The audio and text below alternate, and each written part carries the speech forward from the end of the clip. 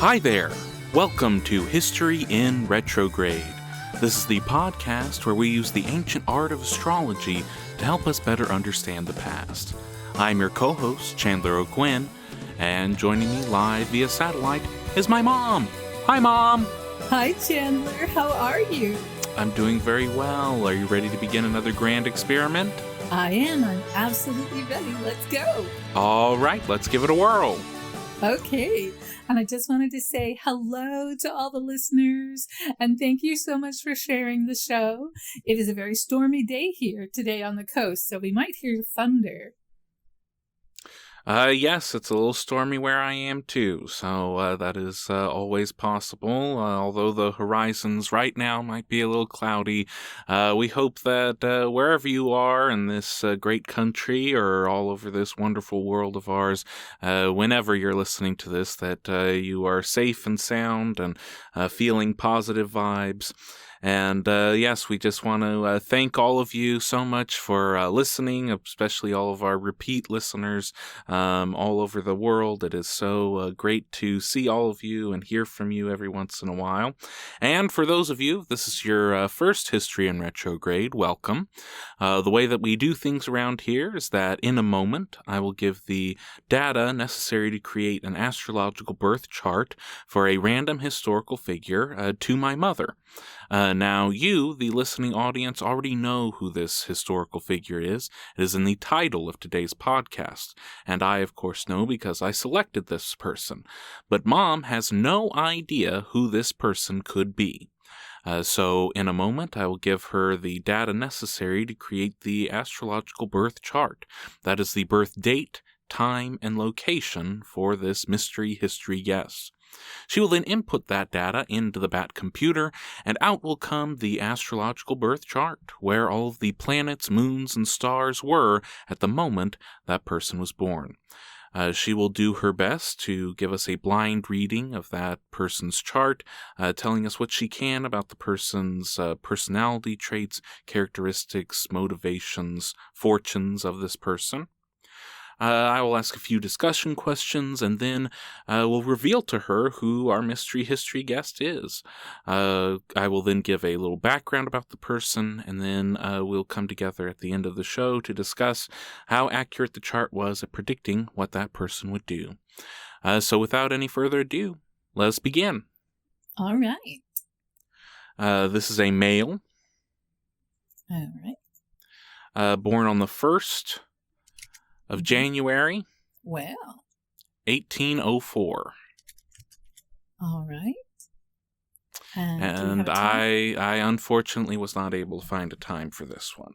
Okay, so I'm going to try something a little bit different. I'm going to go ahead and put unknown this time, and it's going to give us a first house cusp and equal house cusp, starting with first house in Aries.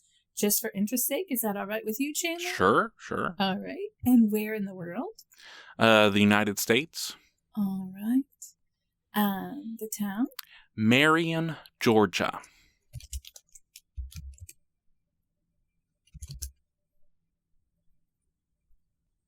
All right.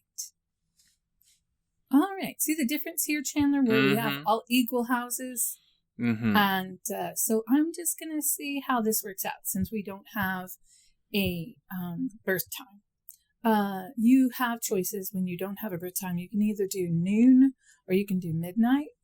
And I'm just assuming that most babies are born between midnight and noon. But I could be wrong. But I just thought it'd be fun to try it this way since we don't have a birth time.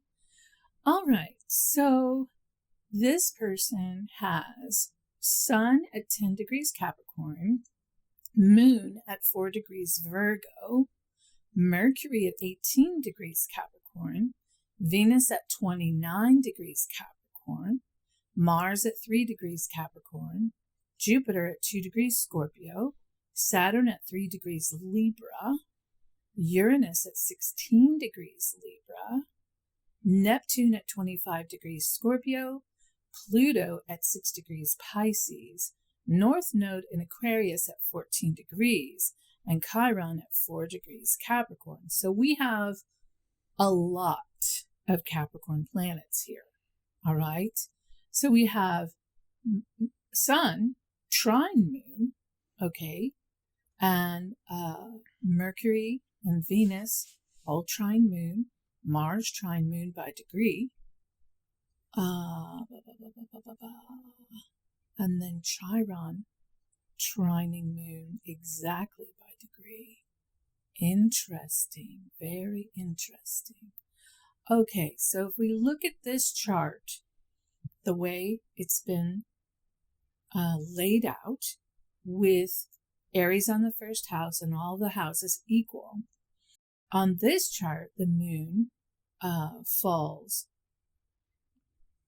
in the sixth house. And Saturn and Uranus fall in the seventh house. Jupiter and Neptune in the eighth house.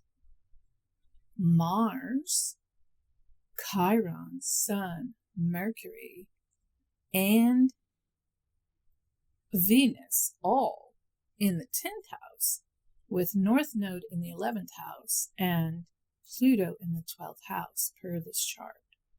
So let's begin with North Node in Aquarius, okay? Because we don't know for sure where these planets do fall. But North Node in Aquarius is going to give this person it should give this person either a humanitarian, technological, futuristic, inventive, scientific direction. Okay?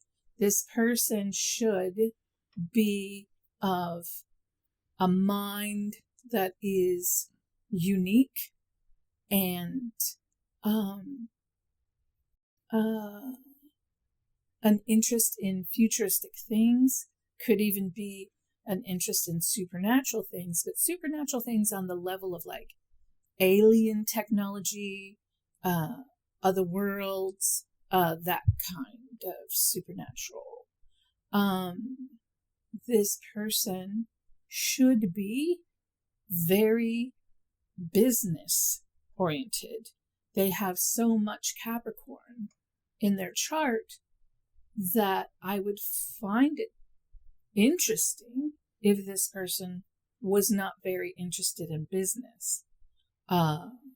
Running a business, working in a business, this kind of thing. They have Saturn and Uranus. I thought there was one more. Saturn and Uranus in Libra, squaring all that Capricorn. So there could be issues to overcome in this business situation. And having Neptune in Scorpio gives them kind of an interest in the supernatural or occult or death and rebirth. Could make them psychic, but should definitely have some interest in that supernatural area. Pluto in Pisces is going to give them also that kind of supernatural, maybe creative death and rebirth, interest in watery, maybe, I need to think about that, because that Pluto in Pisces here, it's showing that it's in the 12th house, but we don't know for sure. If it were in the 12th house, then this person could be very powerfully creative, maybe even have some business with supernatural things. Am I anywhere in the ballpark? He did dabble in business. I haven't really seen anything about a connection to the supernatural or the occult of any kind, but That just could be that's not what we've gotten out of his life after all these years. But I think the business oriented, that was one aspect of his life. I think, issues to overcome, powerfully creative, possibly. So there are a few things there that make sense. Okay, so I think also with Chiron trining his moon, Chiron at 4 degrees Capricorn and moon at 4 degrees Virgo, there's something involving his mother, could be women or mother, something that he would have to overcome, some wound that has to do with women or mother in early life that perhaps he would have had to overcome and then help others with, or have some interest in helping people with this. Since I cannot gauge where the planets fall, I can reiterate that having Sun conjunct Mercury, conjunct Venus, and conjunct Mars, all in Capricorn, with Chiron in Capricorn, really should have made this person very business-oriented. Now, if they were not, if they were the dark side of Capricorn, which is more manipulative, could have been prone to alcoholism or drug abuse, these kind of things, if it's more the dark side of Capricorn. Do you have any questions? So what sort of profession do you see this person going into? Well, I would imagine that this person had their own business. Most people with this many planets in Capricorn would like to have their own business, or be an executive in a business, or be in charge. So, you say be in charge, you say, leading, the business, there's a lot of different businesses out there. Yes. Can you get any sense, is it like a shop? Is it, what sort of business might he be attracted to? Well, I mean, he has Mars in Capricorn, conjunct Venus in Capricorn, by sign, not by degree, because his Venus is at 29 degrees Capricorn and his Mars is at 3 degrees Capricorn. So in that situation, I would assume that this person would prefer to be in some sort of corporate or industrial business, like shipbuilding or oil or cattle, or, something that's bigger, not just average. Sometimes people with this many planets in Capricorn, but with North Node in Aquarius. So we have North Node in Aquarius, which could make this person more of an inventor or a researcher, or even an explorer. Anything that has to do with more information, getting more information, more technology. Humanitarianism is an aspect of North Node in Aquarius, but with this many planets in Capricorn, I would think that this person would be more likely to be a creative businessman, more technologically advanced as a businessman. How would you describe this person's personality? Well, they have Mercury in Capricorn, and we don't know what they have rising. So, people who have a lot of Capricorn planets tend to not be very outspoken. They can be charming, but they're not hugely gregarious like a Leo or an Aries. You might not necessarily know that this person has entered the room, although this person will know everything about the room that they entered, if that makes any sense. Mm-hmm. They are not necessarily someone to jump out in the middle of the crowd and draw attention to themselves. They are more subdued and inquisitive. They will be gauging the room, if that makes any sense. Mm-hmm. Is this an arrogant person? Could be. This person could be arrogant. It just depends on what side of Capricorn we're dealing with. This person could be very self-centered. Would you think this person is gullible? I would not think this person was gullible. I would think this person could play gullible to acquire whatever it is they're trying to get. But I would not think that this person is naturally gullible. How would this person do in a military setting? I believe that this person would be in charge. And I believe that this person would be in charge in a way that deals strictly with the facts. Not a person that would run off the rails.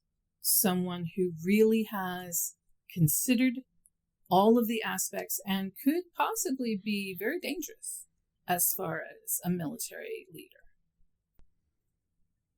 Because this person is going to think in a different way because they have North Node in Aquarius, which puts them in a different level. It puts them in an area where they're going to see things differently than the average person does, if that makes any sense.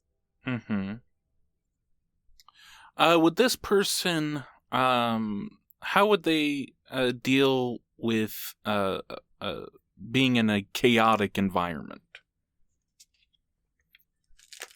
If this person were in a chaotic environment, I can only imagine if they are the good side of Capricorn, that it doesn't matter if everything is exploding all around you. They are going to stay calm and focused, and they're going to take one step at a time and move towards the outcome that is the most favorable. This is sort of a loaded question, but I can't really think of any way of getting to it other than asking, if this person were in over their head, would they be capable of realizing that? And what would they do? Well, I don't know that Capricorns ever recognize that they are in over their head. With this many planets in Capricorn, I would imagine that this person would feel like no matter what happens, they will figure a way out. Now, that is either true or not, but you're asking me how they feel. So I feel that a person with this many planets in Capricorn would always think, if they're on the right side of it, the good side, that they had things under control. If this person is just the dark side of Capricorn, which would mean they've spiraled out of control and it isn't possible for them to get back into the driver's seat. They're just gone. And usually these people will turn to alcohol or drugs or something to appease that feeling and sense of having no control. Okay. Capricorns have to have control. There has to be a level of control. It is what they survive and exist on. It's different than any other sign in the zodiac. They must have control. Okay. Whether they are in charge of a lot of people, and normally if they are, they're really good at that.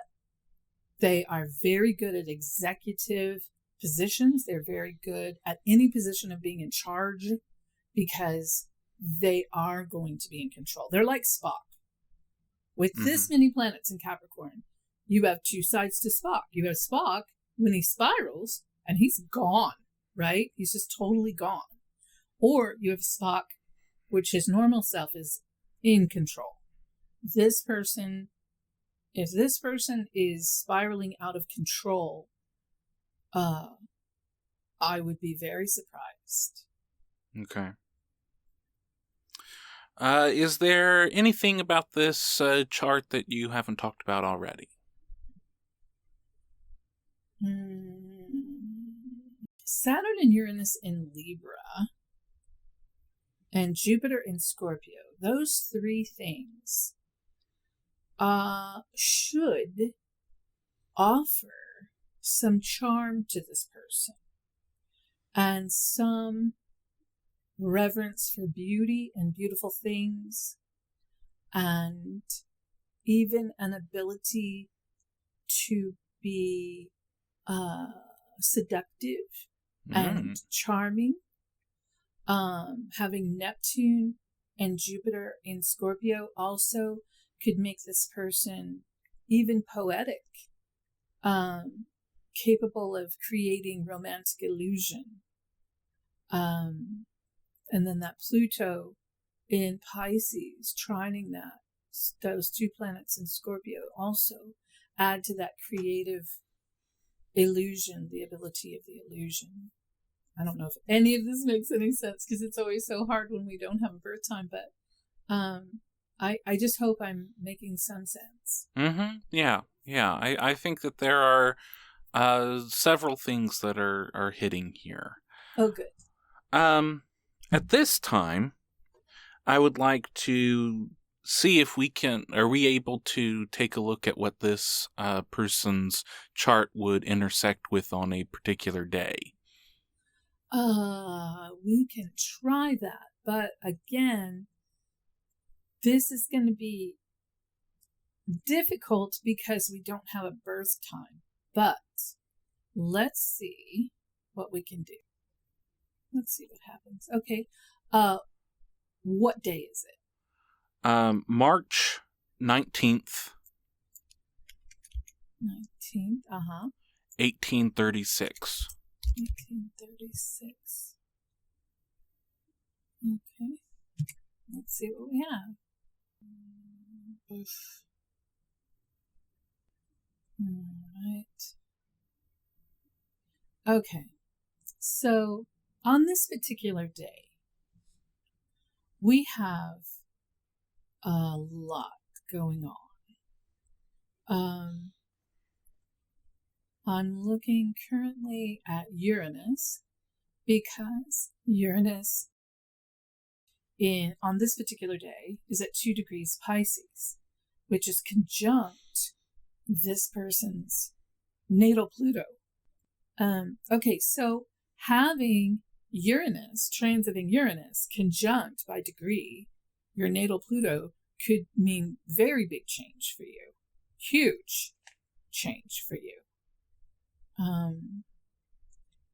Let's see. Coming from the outside, unexpected, but this is not a fast transit. Okay, this is a slow transit, but it's a transit that, the closer it gets to your natal square, the more likely something big is going to happen.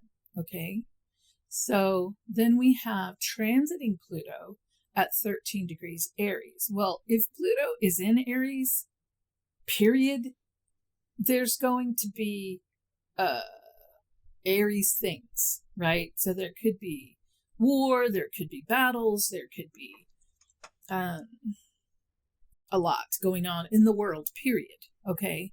So with this situation at 13 degrees Aries, transiting Pluto at 13 degrees Aries, it is squaring their Sun, their Mercury, and their Venus and their Mars by sign.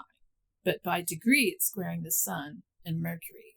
So, and again, that is not a slow transit. That is a slow burn, right? Your quick things are going to come from Uranus. Let's see what else. Mars is at 7 degrees. Transiting Mars is at 7 degrees. literally conjunct by degree to this person's Pluto. Big change, huge change. The moon on this day was in Aries, conjunct Pluto, all right, by degrees, within 5 degrees of that. So there's a lot happening on this day and in this time, okay? Mm-hmm. A lot of Mars things, because it's these planets in Aries and then Mars conjuncting this person's natal Pluto. Big change. Could be death, could be death around you, could be just literal, unexpected, explosive things happening. Okay? Mm-hmm. This person's Uranus is 16 degrees Libra, all right? The moon was at 17 degrees Aries, okay? So there's a lot. There's a lot going on. Mm-hmm. I'm looking at this chart simply because I'm looking at where these things are falling in this makeshift chart that we've done. And in the makeshift chart that we've done, we have Uranus and Venus and Mars transiting this person's 12th house, which is very karmic. Okay. Plus the sun is there. If by this chart, you see what I'm looking at, right? Yes. Okay. So then, Neptune is transiting this person's 11th house, which is illusion with groups of people, if we're going by this chart, which, we don't know, but very interesting. And transiting Pluto and the moon are in this person's first house. Venus and North Node, transiting Venus and North Node are in the second house, Chiron in the third, Jupiter in the fourth.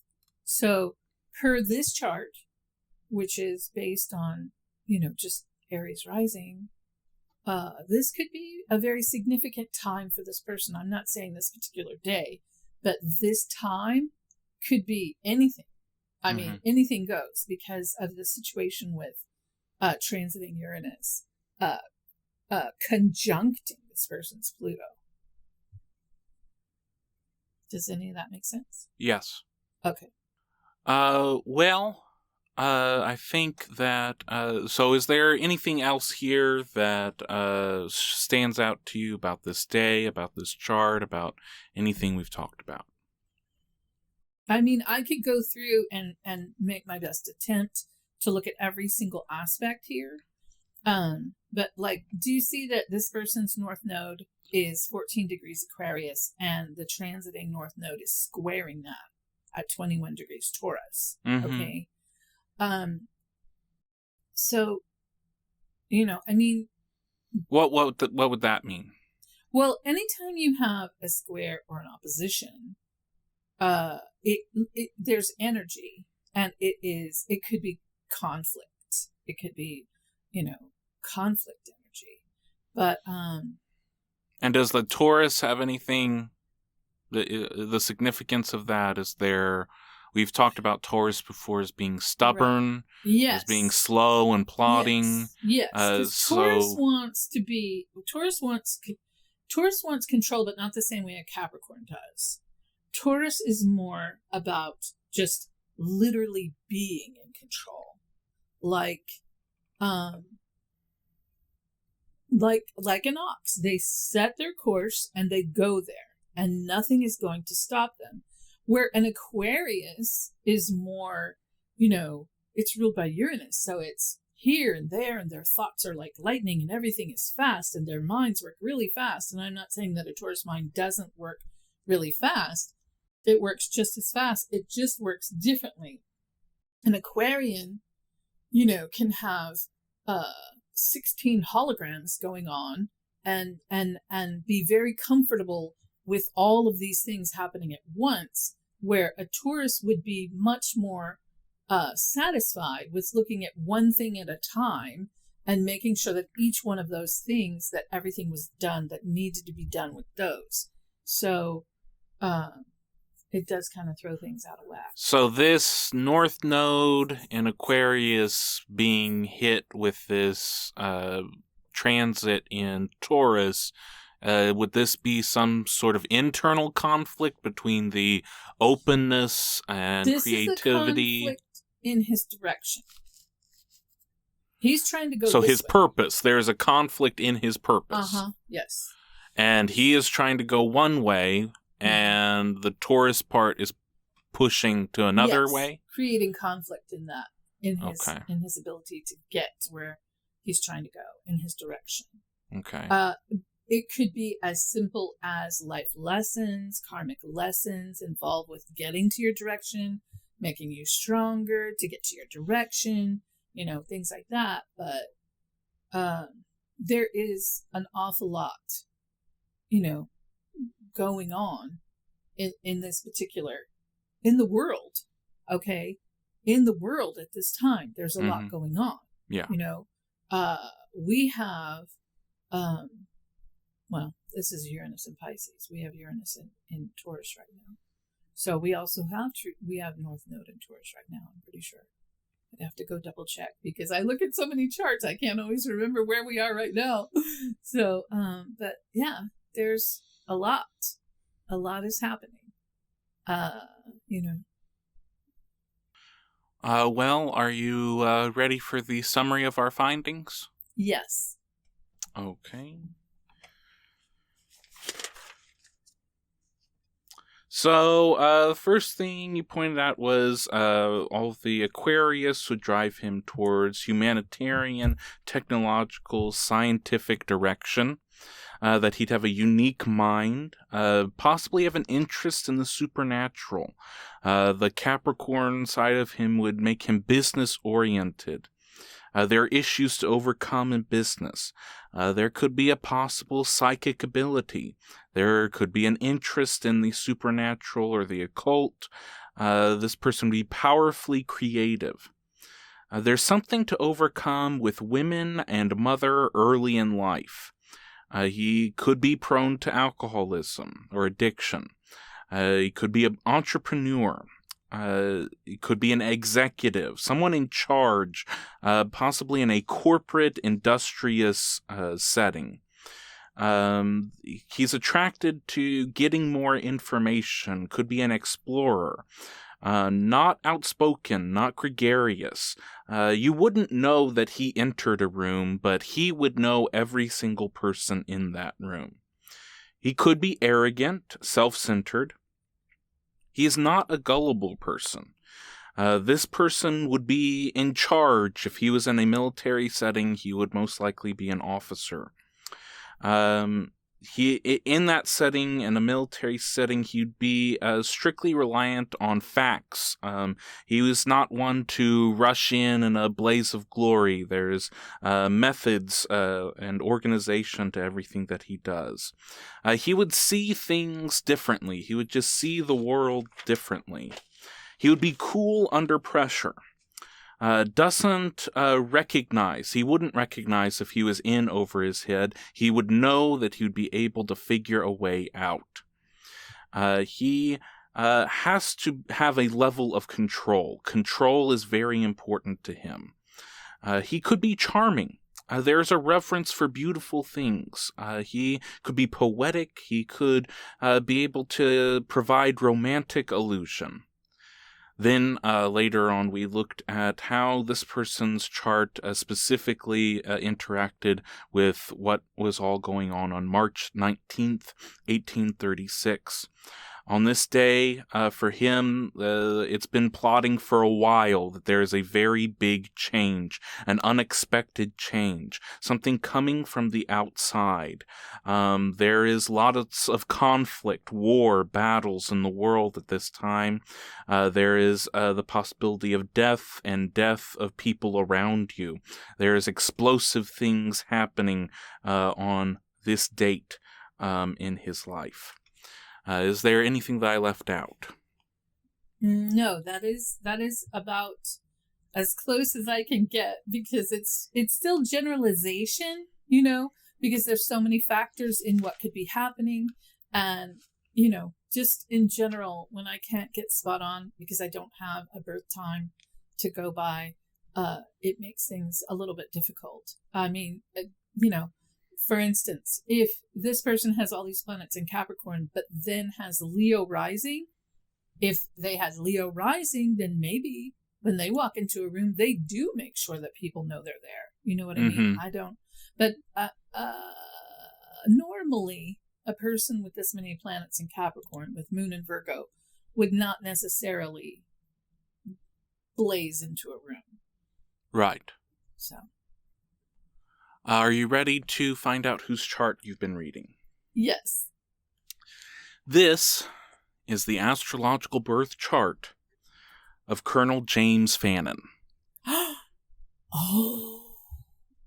Fannin was the commander of the Texian troops in charge of the Presidio La Bahia.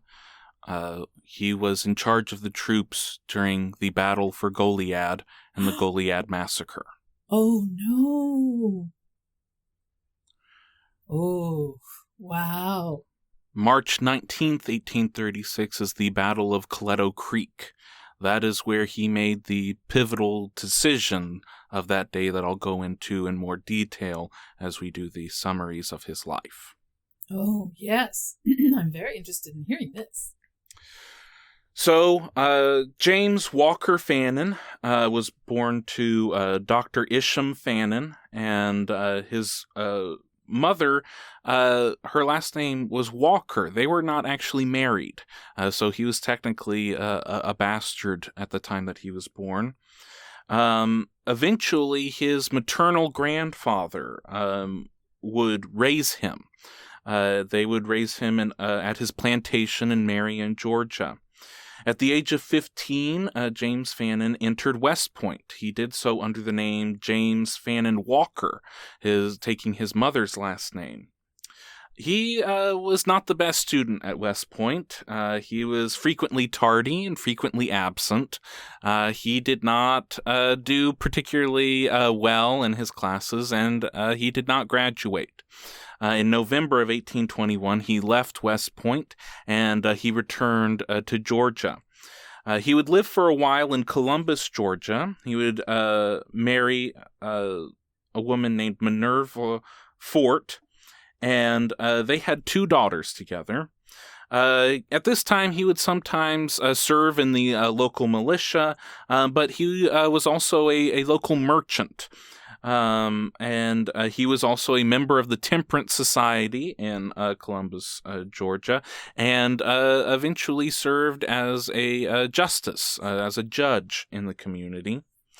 In 1832, his dealings in business had taken him to the rather illegal business of slave trading. This being before the Civil War in the U.S. South, the sale of human beings, African Americans, was legal.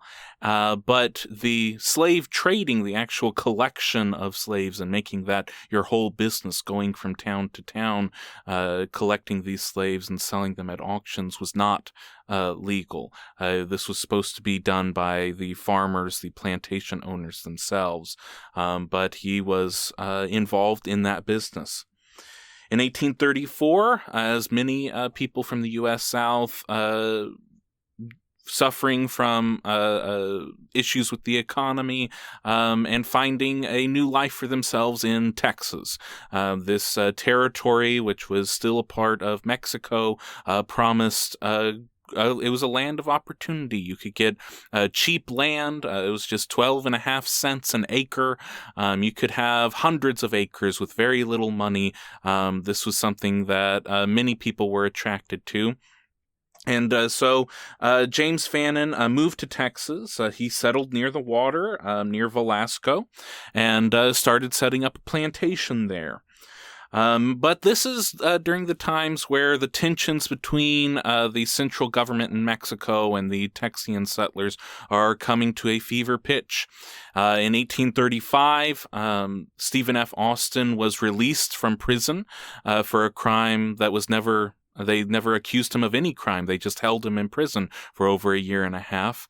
All he wanted was for Texas to become a separate state within Mexico, and for that, they locked him up. He was released in the summer of 1835 and immediately began preparations for rebellion.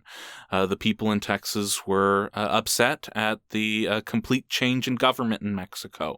They had come to Mexico under the belief in their Constitution of 1824 that they would have a democratic republic, that it would be a federative republic, that there would be sovereign states and levels of government.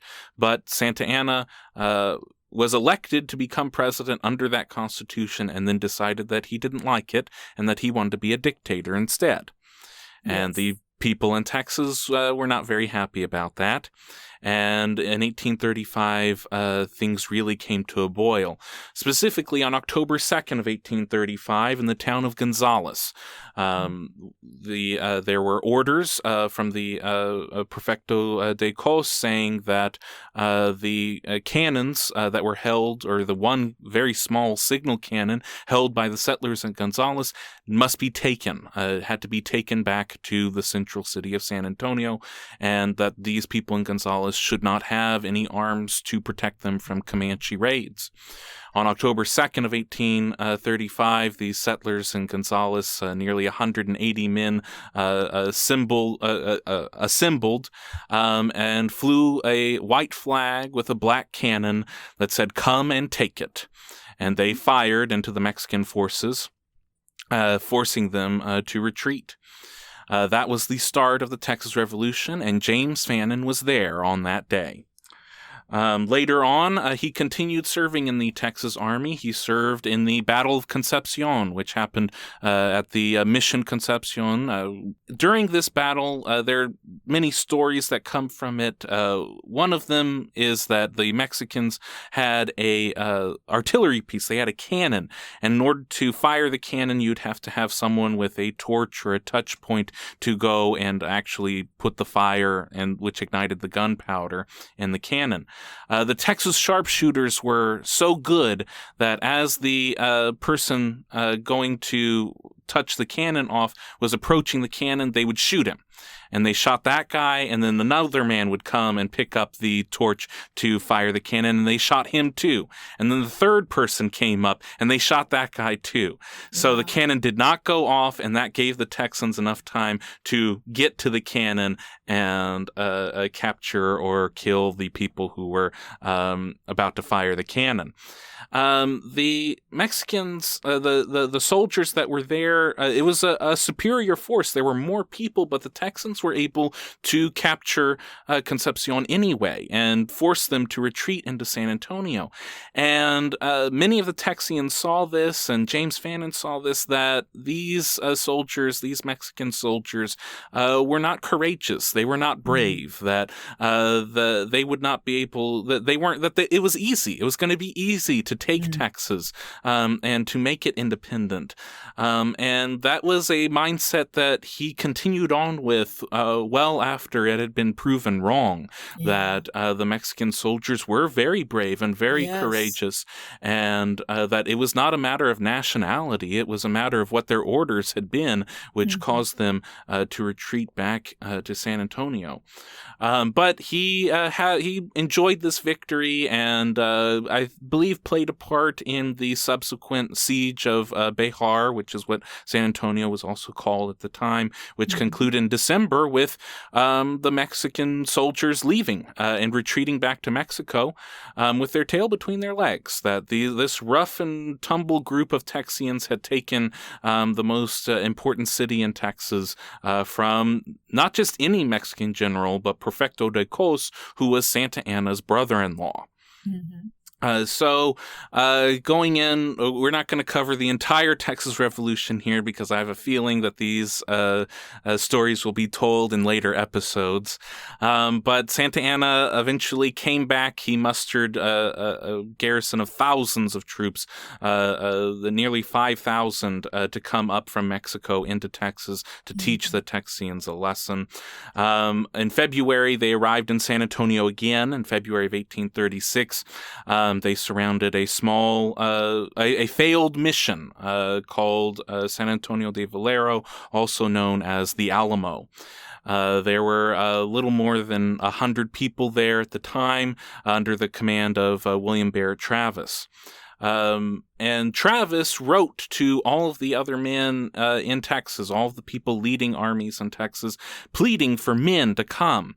By this time, Fannin had left the army and he had come back, and he was made in charge of the fort that was in Goliad. They had named it Fort Defiance. Its original name was Presidio La Bahia. And so he was in charge of a garrison of around over 300, nearly 400 people there. The Alamo had less than 100. Travis wrote to Fannin asking, please, can you send your men over to the Alamo, give us the numbers that we need? And Fannin replied that he would not, that Fort Defiance was a much better fort. It was an actual fort. The Alamo was not a fort. It was a failed mission. That, in fact, maybe you should leave San Antonio and come to us, that would be better. This is more defensible. But Travis did not. And eventually he did get more men. He got nearly 180. And Santa Anna surrounded the Alamo for 13 days, issued them a proclamation of no quarter, that there would be no prisoners taken. And on March 6 of 1836, the Battle of the Alamo occurred, and all of the 180 defenders of the Alamo were killed. Their bodies were burned on a funeral pyre so that they could not have a Christian burial. The news of the fall of the Alamo and the brutal treatment of the people there just ran across Texas, and people were scared for their very lives. Sam Houston was recently remade the commander of the Texas troops. He was stationed in Gonzales with a relief force of around 300. Now, Fannin was at Goliad, their greatest fort, and he was given, at first, orders from Sam Houston to go to the Alamo. Then he found that there was no Alamo there, so he got orders from Sam Houston on March 14th saying to leave Goliad, leave the fort, go to Victoria, retreat. And Fannin didn't know quite what he wanted to do with this. He should have probably just followed the orders and left that day, but instead he decided, I remember how the Mexican troops were back in October of last year. They're not going to be that hard, so we will we'll retreat in our own time. And he waited 5 days. He waited until March 19th of 1836. During this time, another contingent of Mexican troops was coming up from south of the border. They had taken Matamoros, and then they were coming up the coastal bend up to Presidio La Bahia. They were commanded by General Urrea. He had heard that the troops were coming up, but he wasn't exactly sure where they were, so he sent a small grouping of troops to go down to Refugio, which is between Goliad and Corpus Christi, if any of our international viewers know anything about what I'm talking about here. So he sent these troops, and they didn't come back. Because they were killed. But he didn't know that, so he sent another grouping of troops to Refugio, and they were also killed. And he didn't hear back from any of them, and at this point, the Mexican troops are coming closer and closer, and Fannin is still waiting days and days, and then on March 19th, he decides, okay, we will leave, we'll go to Victoria. Victoria was a day's march away. It was 25 miles or less. But that would, the Mexican troops would come to the fort, there'd be nothing there. It would buy them time. So he leaves on March 19th of 1836. And they are making their way. They should be there before midnight. So it is the middle of the day. They've gotten halfway there, and he decides, let us break. Let's have a midday meal. Let's make sure that the oxen are fed, make sure that they're grazing. He had purposely made sure that the cannons were not left at the fort, so he brought these heavy cannons with him, which made the journey much slower. And on top of that, he was using even slower oxen to pull these cannons. And instead of stopping at a defensive area, they were very close to Coletto Creek. They could have hidden in the brush to have their meal, or maybe just not stopped at all. Instead, he decided to be right in the wide open prairie around Coletto Creek. They decide to have their midday meal, and the men are getting upset with Fannin over all of this, over the fact that he did not go to the Alamo, over the fact that he waited to leave Goliad, over the fact that now they are stopping when they know that the Mexican troops are so close to them to have a midday meal. And they bring this up to Fannin, and he poo-poos them. Don't worry about this. I remember how they were back in Concepcion. They're not going to attack. We're 400 men. Nothing will happen to us. And while they're eating, they see this cloud behind them. And the cloud is moving fast, and it's moving towards them. And it's closer and closer, and then they realize that it is cavalry, that it is the cloud of dust that comes from the horses running as fast as they can towards their position. There's now no time. There's no time to run to any safe defensive position. So they are in the middle of a prairie, and they decide to form a defensive square. All that is between them and the oncoming Mexican troops is whatever boxes and carts and dead animals that they can put in between them. They form a square, and quickly the 80 Mexican cavalry surround the square, and the fighting begins. And the Texans are holding their own. They're fighting throughout the day, and it's 400 against 80. So it's somewhat, the Texans are somewhat successful. Now, eventually the infantry arrives, and so does General Urrea. So a small grouping of the Mexican troops come, including the sharpshooters. And Urrea, while he did not go to West Point, if he had, he probably would have graduated, which Fannin did not. Urrea directs the sharpshooters to first go after the draft animals. Make sure that they are immobile.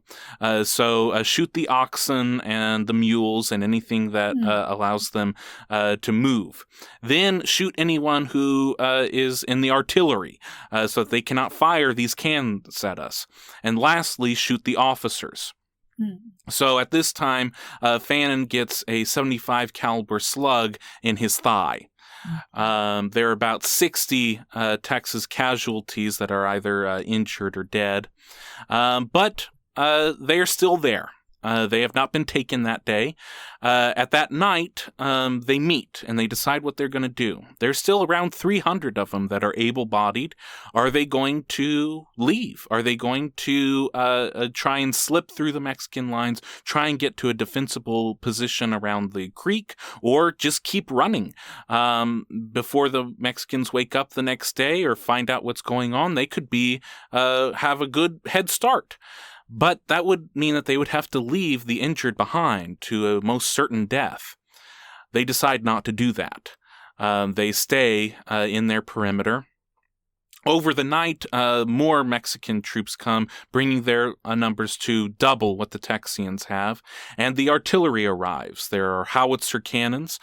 General Urrea decides to what is a somewhat honorable move. He fires a warning shot. He has the howitzer cannon. He stuffs it with a chain, and he shoots the chain over, and it hovers above their heads and then lands right in the center of the Texian defense. This is to show them, we have your range. The next shot will be an explosive artillery round. This is over. So, Colonel Fannin sues for terms. He goes under the white flag of truce. He goes to General Urrea. General Urrea, to his credit, says that he will give them the best terms possible. Now, he is under direct orders of the dictator, Santa Anna, to give them no terms, to have them be all killed on the spot. But Urrea says that he will do the best that he can to get the troops, the Texians, to leave Texas and never come back, to go home to their families. Fannin goes back to his troops and says that those are the terms, that they will be taken home to their families, and so they surrender. And they are in the Mexican troops take them back to the very fort that they were defending just a few days ago, but it is now in Mexican hands, and they are prisoners in that fort. They are held in the chapel of the Presidio for 7 days.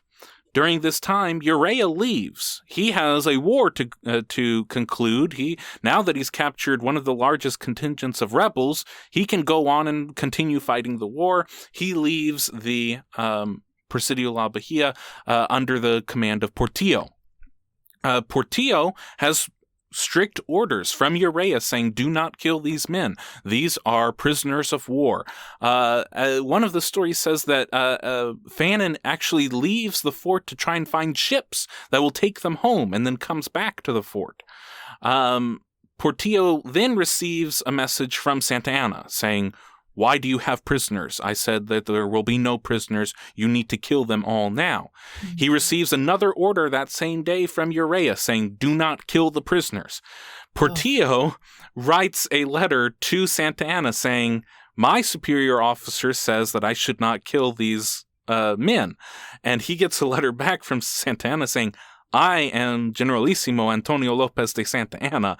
I am the leader of Mexico. You need to do what I tell you to do. And so on the morning of March 27th, 1836, it was Palm Sunday.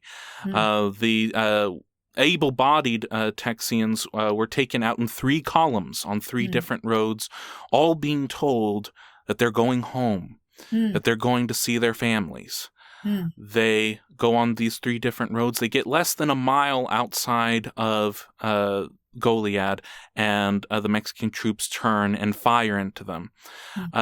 Some stories say that they are less than 3 feet away from the Texians when this first volley is shot. These men, they were not all killed in the first volley. Some of them were injured, and they fell down, and then they had their dead compatriots fall on top of them. Those who were not killed in the first volley, the civilians that were around and the other Mexican troops started to go through and take the boots and clothes and personal items off of these men. And the ones who were underneath could feel them doing this and found themselves with just their underwear on when they woke up or when all the Mexicans had left at that time. There are stories of some of them who were not killed in the first volleys just started running for their very lives. There is one man who had been playing cards with the Mexican troops for the whole last week and had won quite a bit of money off of them. So much money that he was weighed down with the silver pesos that he had in his pockets. He kept running, and some of these coins started to fall out of his pockets, and the Mexican troops stopped and picked up these coins. And then they would catch up to him. And every time they started to catch up, he would just reach in his pockets and throw coins behind him, as the Mexican troops would stop and pick up these coins, and that was how he escaped.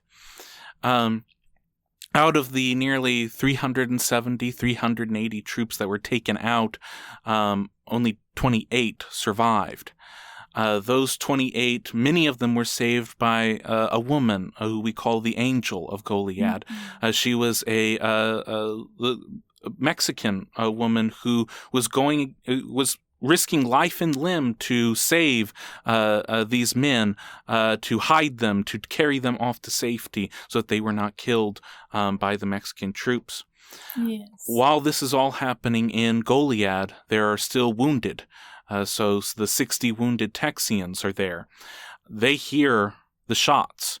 They are then killed themselves, one by one. And James Fannin was the last one. He heard all of this. He heard all of his men die. He was then taken out to be executed. They sat him down in a chair because he was not able to stand because of the pain in his thigh.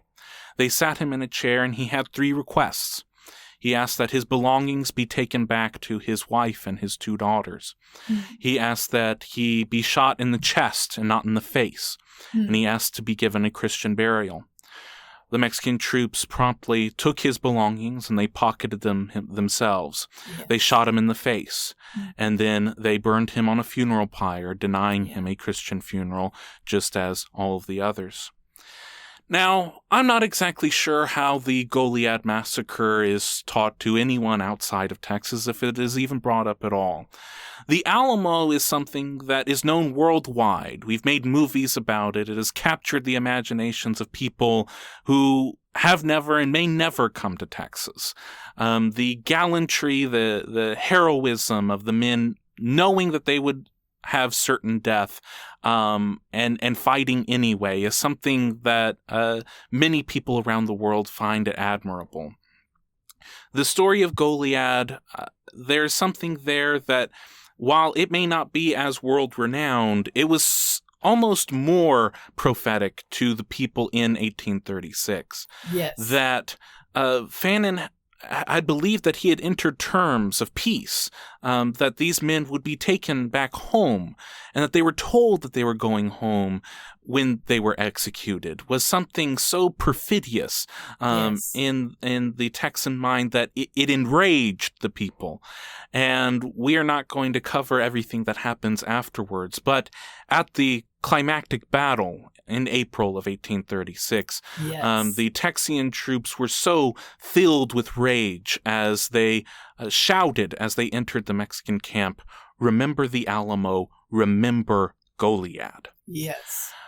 So, as we have talked about many times in this show, we are very proud Texans. We are very proud of our Texan heritage. We are very proud of the people who fought for the freedom of Texans back in 1836.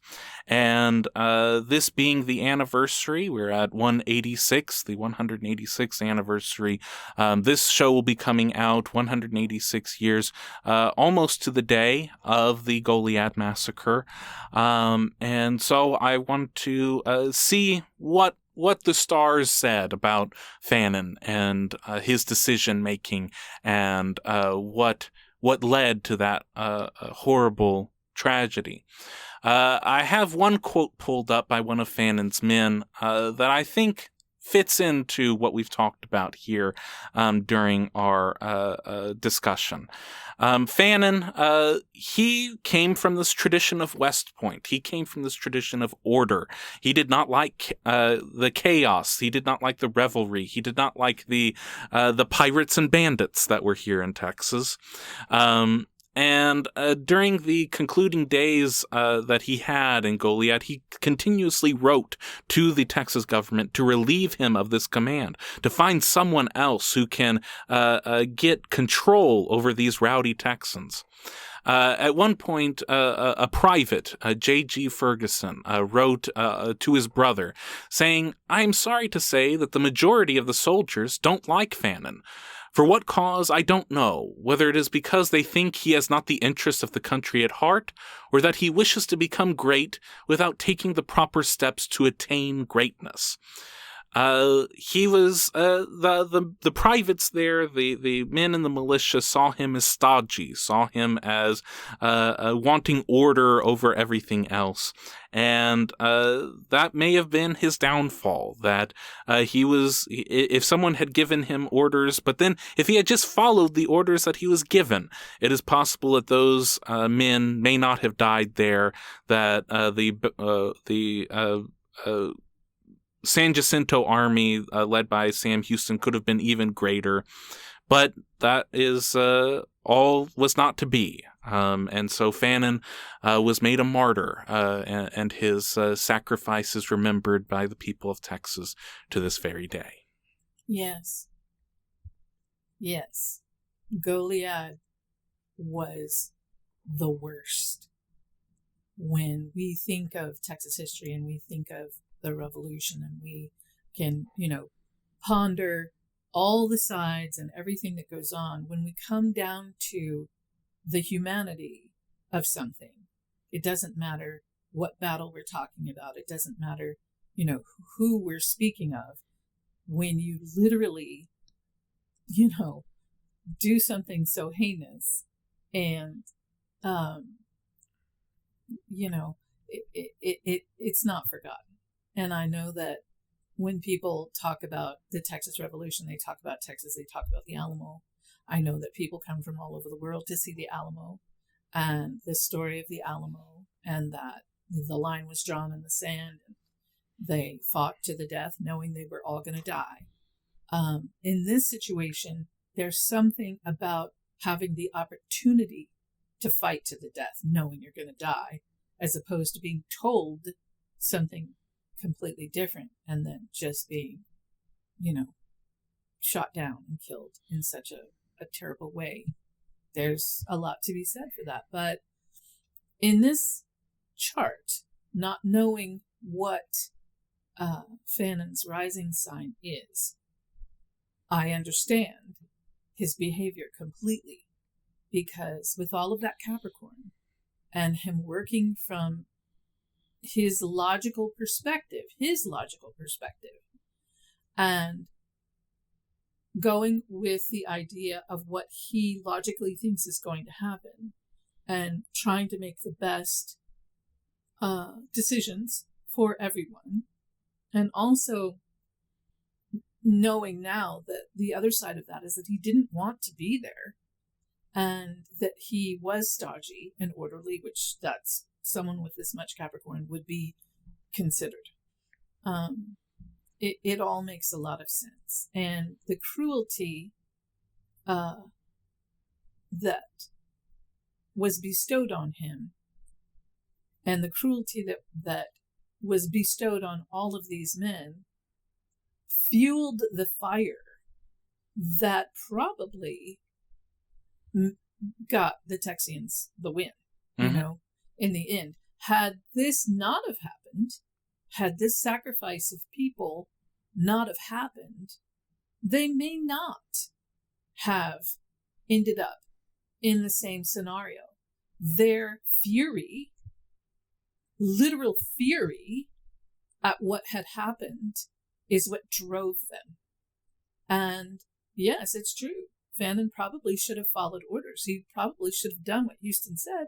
Houston knew what he was doing. And Fannin was just really sure of his own logic and made his own decision. So the whole thing is very sad. War in general is sad. Mm-hmm. The fact that people have to go through these different things because of the inhumanity of man is sad. But the stories are things that we should remember and not repeat. Mm-hmm. And that doesn't seem to be the way things go with man's inhumanity to man. Well, I think on our scale of right on the money to way out in outer space, this one is a little bit in the middle. It's closer to right on the money. I'm sure this guy had a lot of Capricorn in him.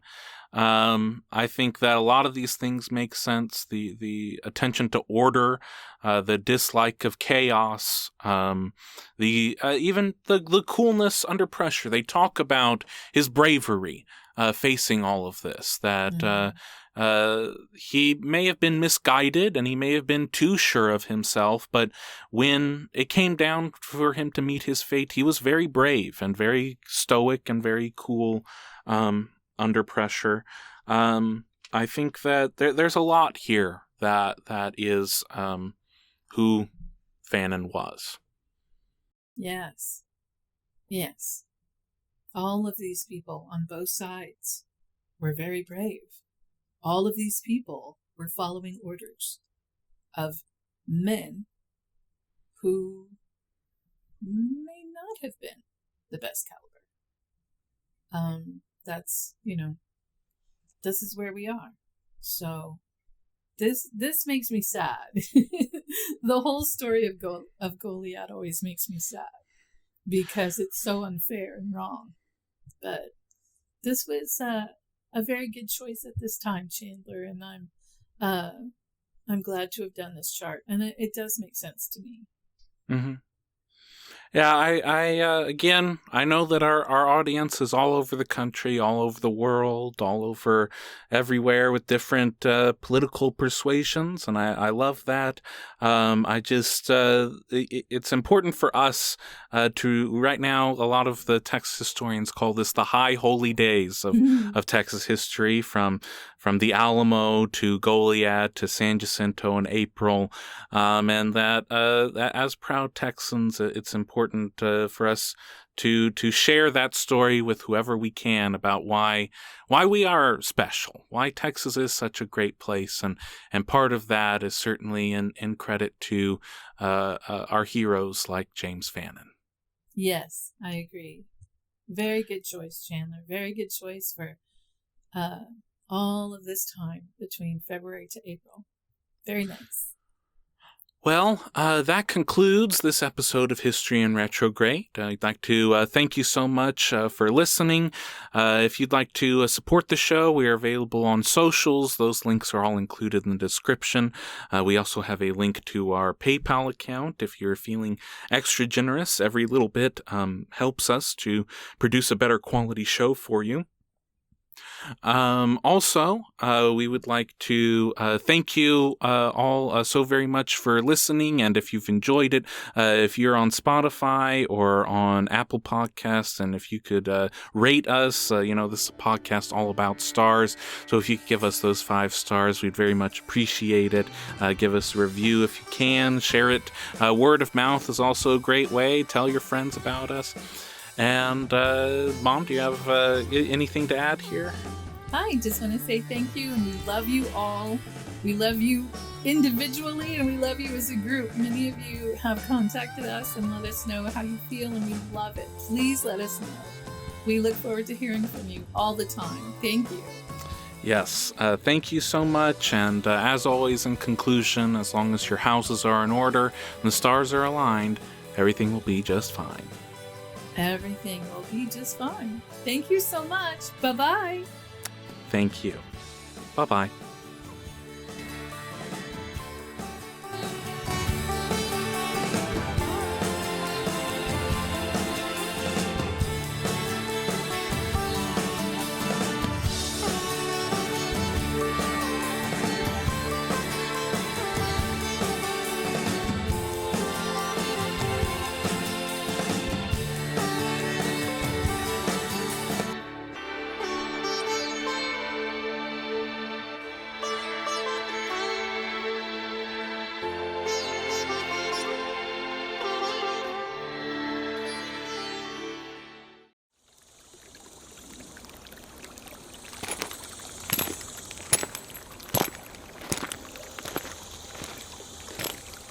Salal Creek Studio.